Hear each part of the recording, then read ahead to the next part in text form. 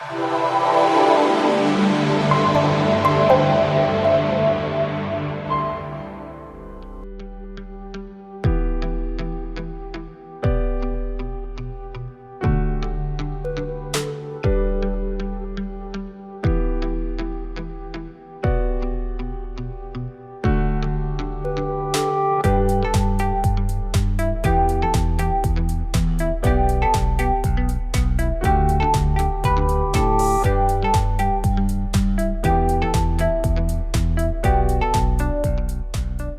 am so proud of myself. You know, and I'm not one for attention. I'm really not. Well, she's reacting now. I've been like that since high school. Never been one for the spotlight. So, no, I'm not taking any credit. I don't want any credit. You know, my thing is to keep you guys strong, mobile, and independent for the rest of your life. And right now, there is something that has occurred that is just awesome, in my opinion. The work that Kathleen, that Nancy, Karen, Sue, Steve, the work that you guys have done has allowed you to get right back here where you started, all right? No matter what the injury, the fall, whatever occurs, the stronger you are prior to surgery, to a fall, to a break, means the faster you're going to recover. Now today we're going to talk about frailty and what that means, what is it, and how do you avoid it. And in some cases, it's inevitable. But we're going to fight that battle for as long as possible. I had a situation last night, because that's how things are right now. We're working and we're grinding, and I have an individual that is watching things be taken from him. And I guess the older you get, the more you realize that things get taken from you. There's not a lot you can do about it. You can cope. But what's happening is he got into a car accident about a year ago. And this is a very active, very involved individual, involved in boards, involved in committees, business owner. There's a lot of things going on, just like the rest of us, guys. We may not be business owners, but we have friends, we have hobbies, we have things that we enjoy that we would like to continue to do. And when you lose your ability to drive, that can be devastating. And that's what's happening.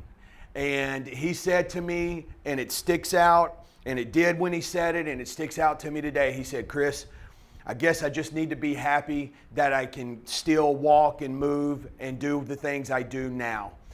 I would love to drive, but I just don't think that's in the cards. They're not going to let me. But I'm still going to work.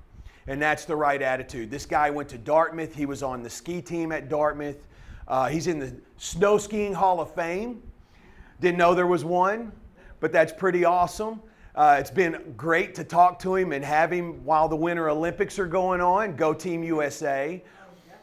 But that mindset is what you see here, right? You're not going to give up. You just keep going. And the only secret to all of this is consistency. That's why I harp on you guys about your homework. But there's help on the way. With the advancement of AI, a little bit scary, a little bit exciting, you're going to see medicine take a turn. How would you like to be able to go into a doctor's office, because we're short on physicians, we're short on nurses, we're short on radiographers, we're short on everything. 10,000 Americans turning 65 every day. Gen X, millennials, Gen Z, we're just not having babies to keep up, unfortunately. You're starting to see a little turn, but hopefully we can get there. But with AI, doctors will be able to sit in their office, put in your symptoms based on your DNA, and come up with a prognosis, come up with a diagnosis, and then make you healthier faster. That is what I am excited about. Surgeries will improve, technology will improve, and we will live forever. One of the things that I was excited to tell you about, that is a curse. That's like the, the Greenland shark that swims up in Antarctica, lives over, I think they found one that's over 250 years old. Yeah. As old as America. That's wild. So, but they swim very slow and it's very cold. And they're huge. They're huge. I think they get up to 16 feet. Anyway, I got fascinated. There is a physician, a research physician, that actually is coming up with a tiny sensor that could be fitted in your shoe that will help map the way your shoe lays on the floor. So when you stand, we will be able to see how your foot hits that floor. Not only that, this sensor can detect when you're going to fall. Now, the goal is that's great if we are alerted that we're going to fall, but what we really want is to avoid the fall, right? So there's something in there that maybe that can lead us to that avoid fall situation. So the science that it's involved, creating an advanced microchip, also known as a semiconductor, can read all 253 tiny sensors on the shoe sole simultaneously. Sky's the limit, right? Pretty incredible stuff. So I'll keep you posted as this stuff becomes more available, but there's things happening all the time. One thing that shoe and that sensor can help us do is to avoid frailty. And so aging well is somewhat dependent on the cards you're dealt, right? Depending on sickness, medications, genetics. But you probably have more control over it than you think. Inactivity as you age, for instance, plays a crucial part. You guys know that. So simply put, the more active you are, the less likely you are to become frail and incapacitated. Normal functioning strength declines starting at the ages of 50 and 60 due to increased fat infiltration within the muscle tissue called myosteotasis. Don't ask me to say it again. That's it. That's all you get. Not again. So what this is, guys, is something that we've always talked about, we've always discussed. Things in motion stay in motion.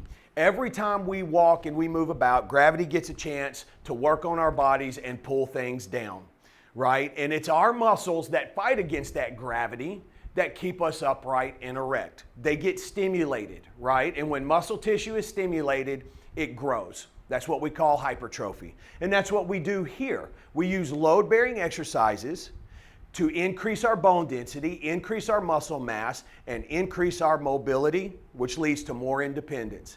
Now, because you guys look like you're chomping at the bit and just so ready to go, we're going to stop right here. We're going to stand. We're going to go behind our chairs, and we're going to rock and roll.